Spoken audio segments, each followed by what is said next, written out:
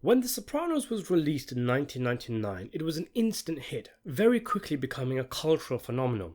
The impact of the show was huge, as big as an Irish broad's ass, and by the time the show reached its final season in 2007, it was already a classic, a milestone in television, a lightning in a bottle, a perfect show. But you know what wasn't considered perfect? The ending. Tony Soprano, having won the war against the Pahlavi dynasty, enters Holston's for a meal with his family. He arrives first, finds a spot facing the door and chooses what music he wants playing as he looks up every time the bell for the front door rings. First Carmela arrives, then AJ. They engage in small talk, and as we wait for Meadow who didn't know how to parallel park, there are numerous shots of the other diners, including several of a shifty looking President Zelensky, who the camera follows on his way to the Johns. Meadow finally parks. She rushes to the diner. The bell rings, Tony looks up, and boom, cut to black. 8 years of perhaps the greatest show ever made, ending with an infamous cut to black. It was diabolical. Audiences lost their minds, thinking their cable went out at the worst possible moment, that something clearly was wrong with their TV, until the credits roll, confirming their worst fears that yes, that was the ending the showrunners went with. An entire nation went irate. The reaction was universally negative. Their estimation of The Sopranos as a show fucking plummeted. They called into radios venting their frustration. They roasted the ending on their chit-chat rooms. Articles were written mocking how underwhelming the finale was, and for years the ending was spoofed in other shows and mediums. I never watched The Sopranos during its initial run. I watched it a few years later, but even I, as I'm sure many who'd only heard of this pygmy thing out in Jersey, was aware that it was considered a terrific show with a terrible wet fart of an ending. The ending of the show caused widespread outrage, major dysentery in the Sopranos community. We've been following Tony Soprano for years. We've seen him get out of all sorts of trouble, and this final scene had a tense aroma to it, a feeling that something was going to happen. This average setting of Tony eating with his family at a diner couldn't possibly be how it all ends. Something is going to happen at the end of all of this. Something bad is going to happen. But it doesn't. It just ends.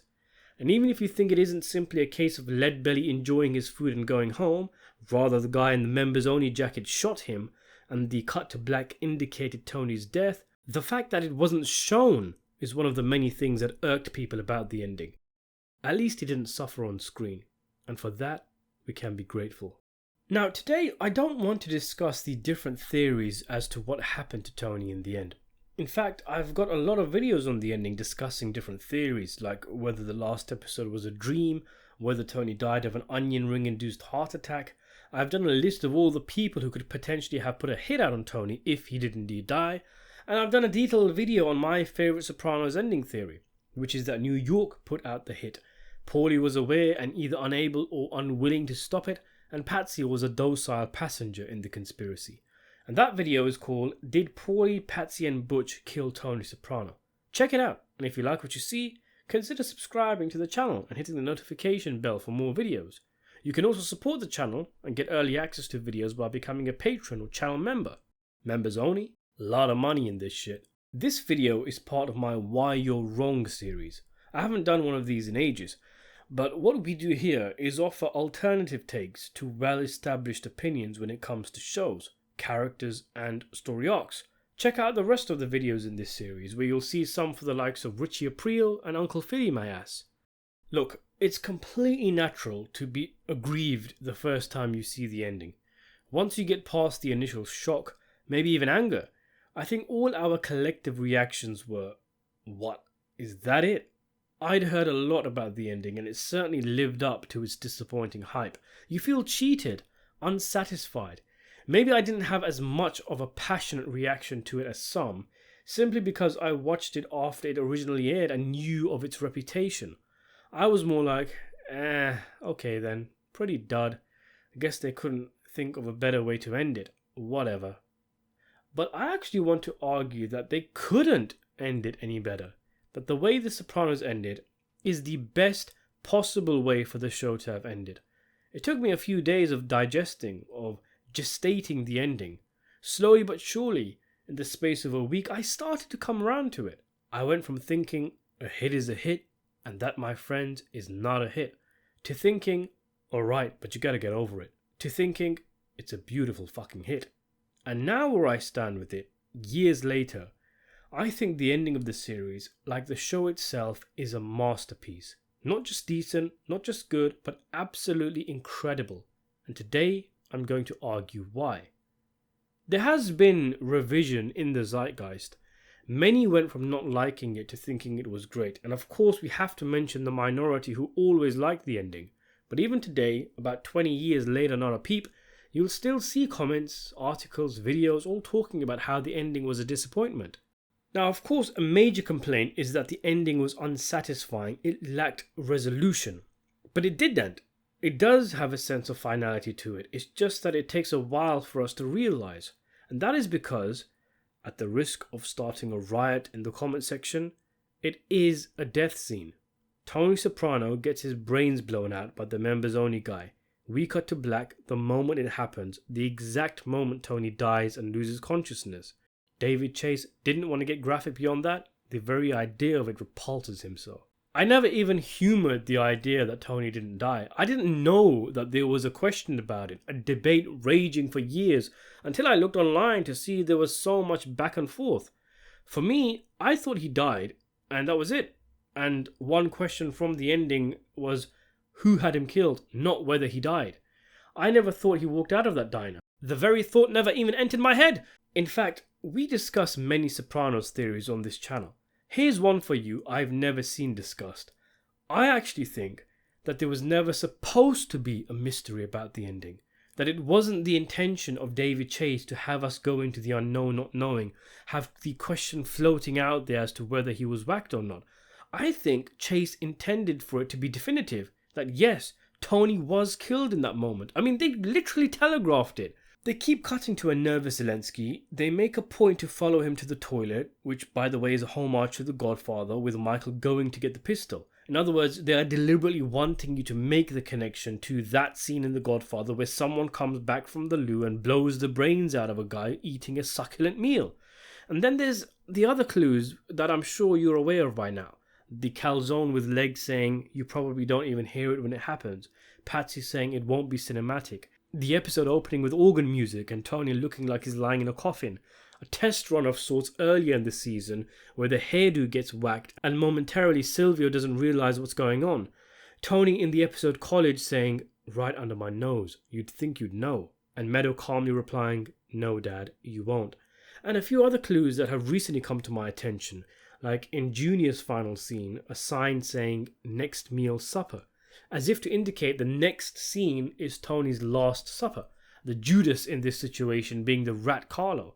Zelensky is at his 3 o'clock, which was Christopher's warning. Tony's guardian angel is a split second late. He looks up. The last thing he sees is a snapshot of his daughter, the thing most precious to him in the world, his one opportunity for redemption, for innocence, now on her way to becoming a corrupt mob lawyer because of him, and the show ends it right there and then, boom! As Chase has said in interviews when asked about the ending, it's all there. The point I'm making is that I genuinely think it's not as complicated as we're making it out to be. That years of over-analysing and dissecting has caused us to miss the forest for the shine box. And Chase's coy attitude in interviews and not giving us a direct answer is a mix of his disagreeable personality, his love of not giving audiences what they want, his genuine exasperation and annoyance that we haven't figured out what he thought was glaringly obvious, and his capitalization on the fact that the ending has sparked debate ever since it dropped, so why ruin that and provide an answer? I honestly think it snowballed into something that went beyond his control.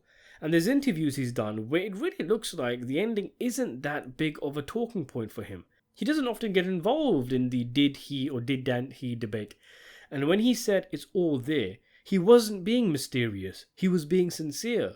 All you need to know what happened is right there in the scene. I mean, after all, why end the shot at that moment, that particular shot? It has to mean something. And Occam's razor is screaming the answer to us. And what's the need to show it? Tony already told us there's two endings for a guy like him. dead or in the can. And those are our only two options from the ending. He will die or he will go to prison because of Carlo testifying. But if you're in the boat that Tony lives, I think you're just wrong. I'm sorry, it's true.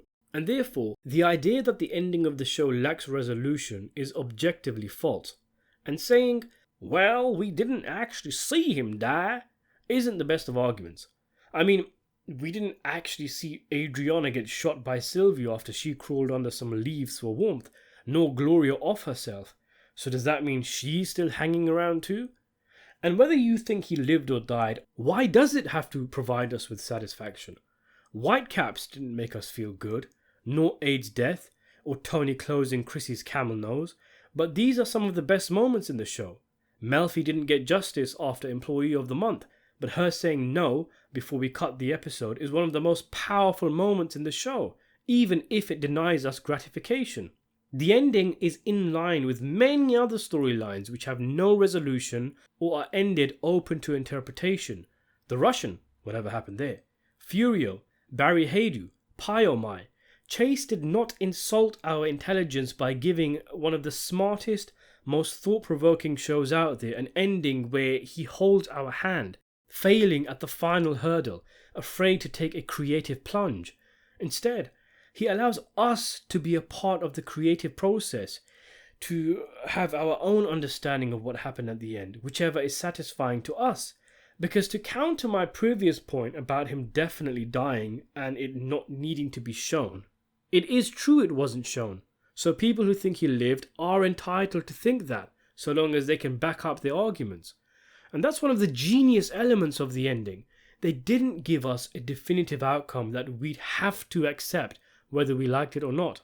Instead, it's like they were making a dinner and threw a set of ingredients at the screen without showing us what was actually made in the end, allowing us to make our own informed ending from what was provided, and using the skills we have developed from watching the show, analysing the dream sequences and being part of the therapy scenes.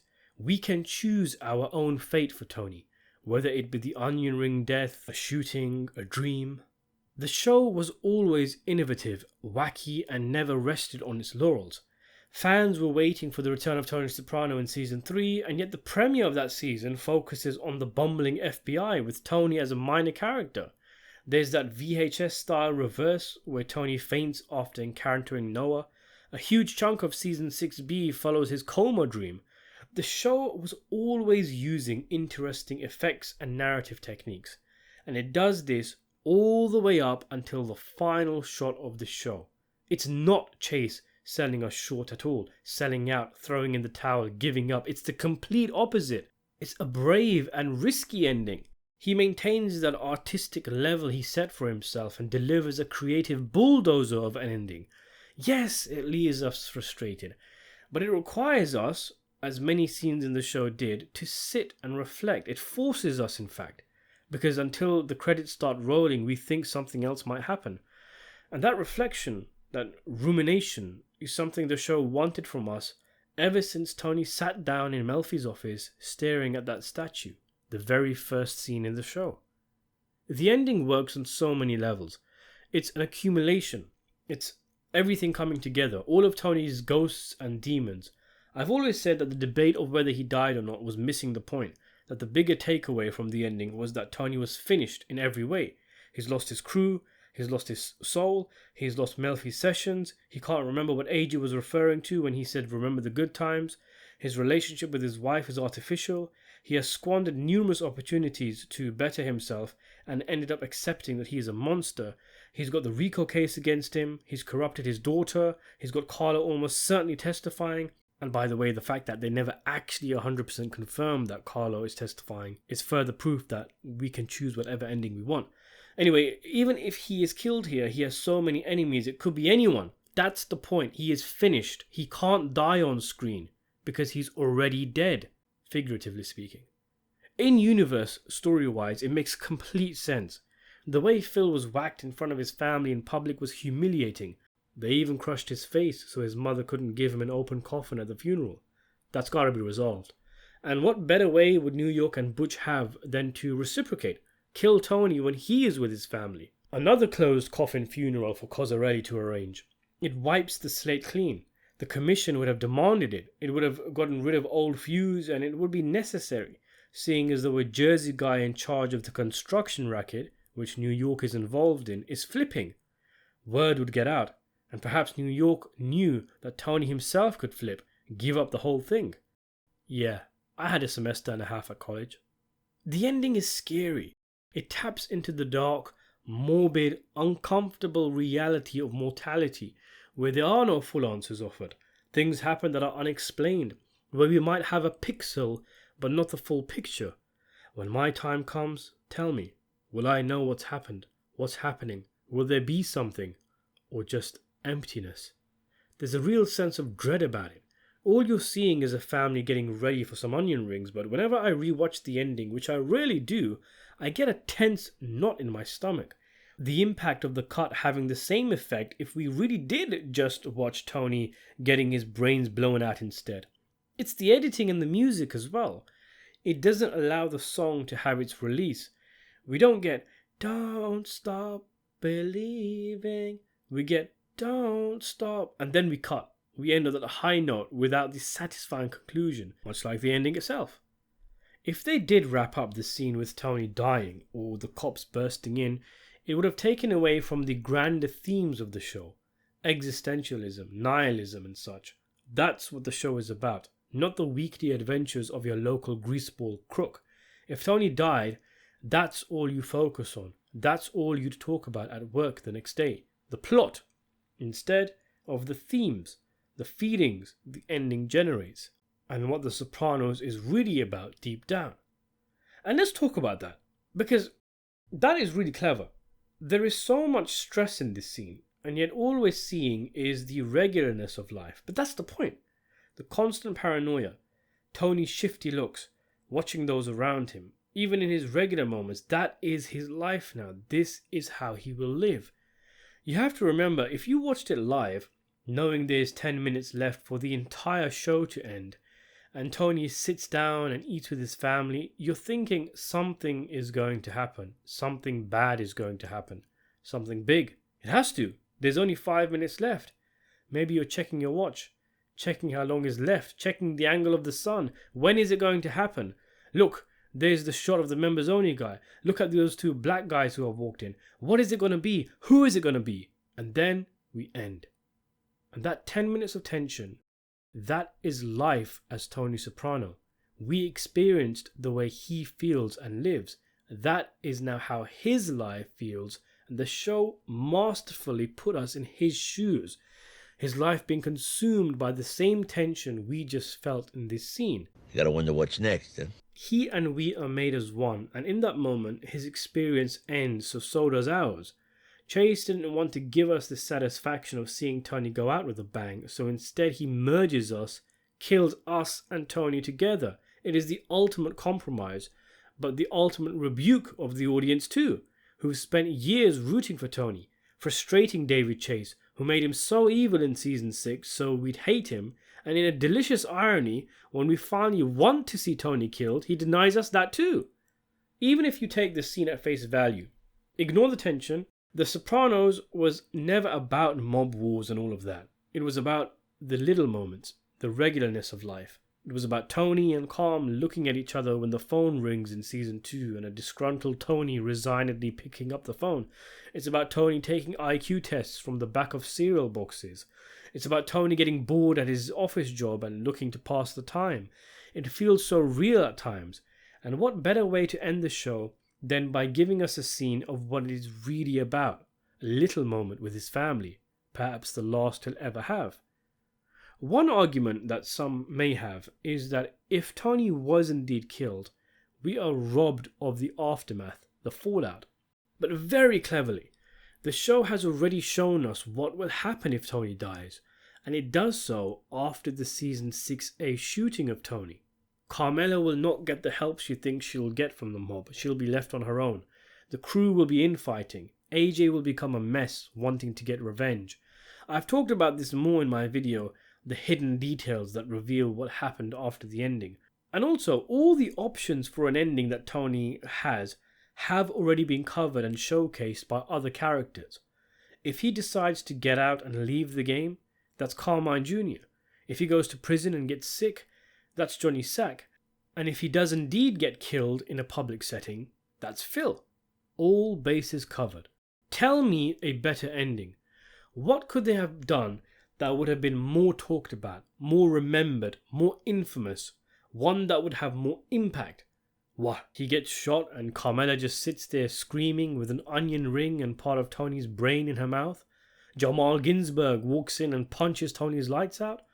The original ending Chase envisioned would have come at the end of season 4 when Tony would be called to a meeting with Johnny Sack, driving to New York before we cut or fade to black, implying the meeting would not end well for Tony, that he would be in fact assassinated.